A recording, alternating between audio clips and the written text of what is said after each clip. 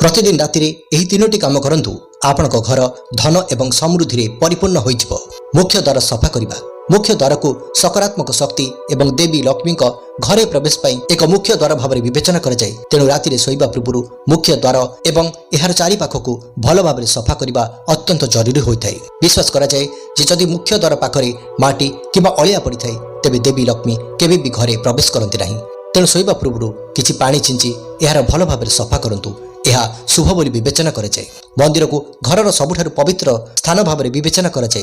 वास्तुशास्त्र अनुसार सकाळ प्रार्थना समय अर्पण करा जायतिबा फूल एवं पानी विलंबित राति पर्यंत प्रार्थना घरे रखिबा उचित नुहे। संध्या आरती पर फूल गुड़ी को काढ़ी दिया जाबा उचित एवं मंदिर रे रखा जायतिबा पानी को बदलाई दिया जाबा उचित। यह करबा द्वारा घरे पवित्रता बजाय रही एवं देवी देवतांको आशीर्वाद प्राप्त हुए।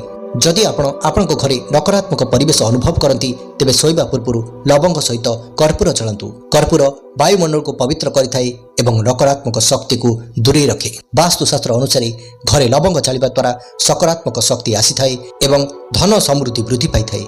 यह घरे शांति एवं खुशी मध्य बजाय रखे। एहीपरि भिडियो गुडी को पाइबा पई आमर चैनल को सब्सक्राइब करंतु।